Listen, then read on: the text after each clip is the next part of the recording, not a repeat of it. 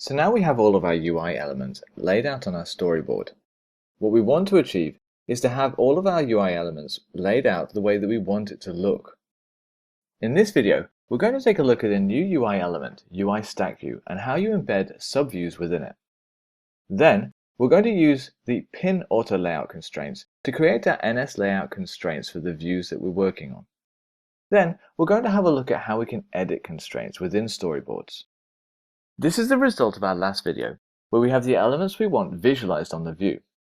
However, when we run the application in our simulator, we can see that we have a few issues regarding the layout. There are a couple of ways of working with our layouts. The old way is to work directly within the frames.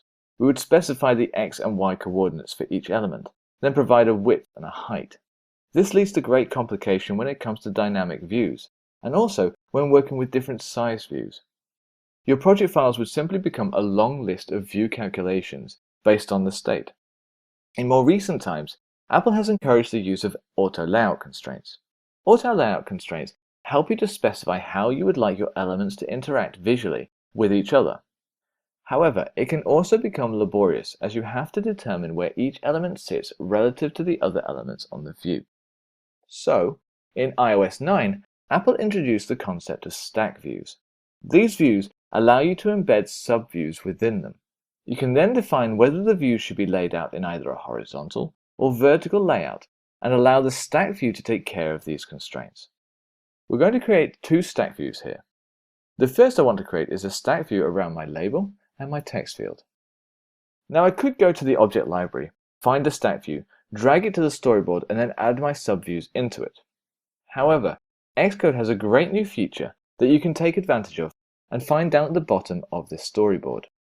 If I click on this button, Xcode then does its best, based on the current layout, to define whether this should be a vertical or horizontal alignment. As you can see here, it is selected horizontal based on the current alignment of the views. If I did want to change this, I can go to the Attributes Inspector and change the axis variable here. I can also play around with the various other variables such as the alignment, distribution, or spacing.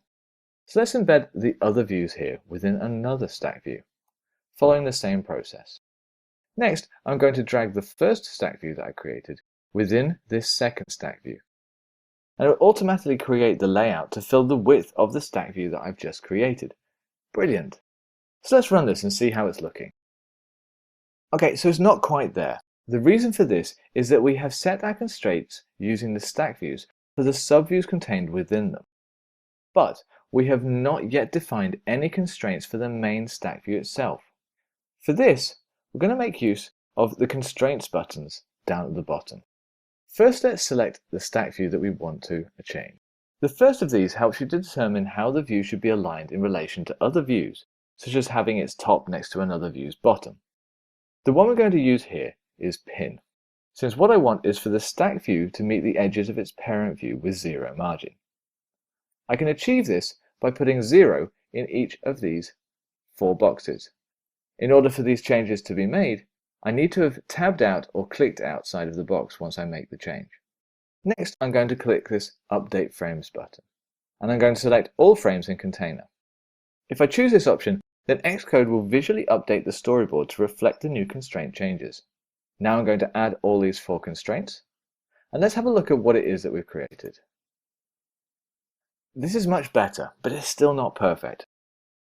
Although Xcode is very good at guesstimating what it is you're trying to achieve, it's not yet fully able to define what you were thinking.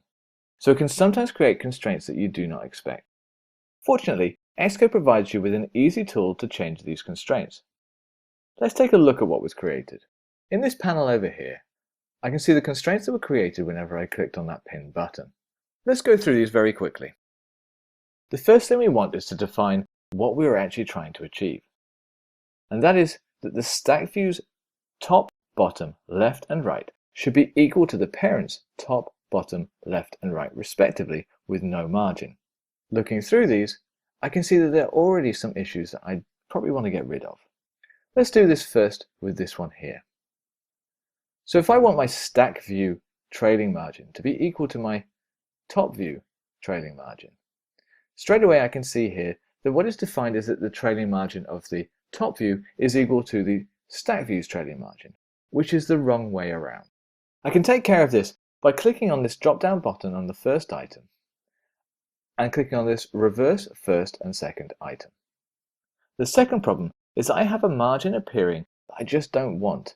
It's appearing in between here and here. This is because although we have specified the margin to be 0, Xcode is still applying the parent view's default margin. To remove this, I can simply go up to here and click relative to margin or deselect it.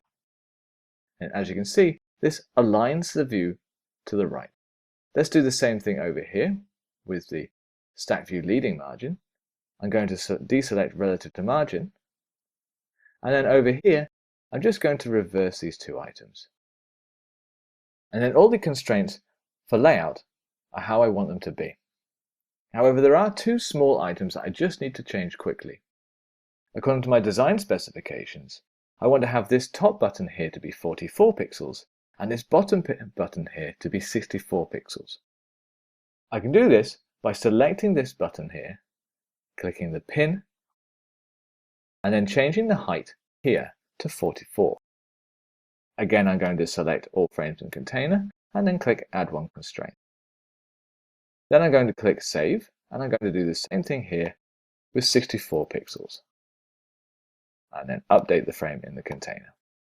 Let's run this within our simulator. And now we have it all laid out exactly how we want it to be. In the next video, we're going to look at how we can change the layout based on different sizes.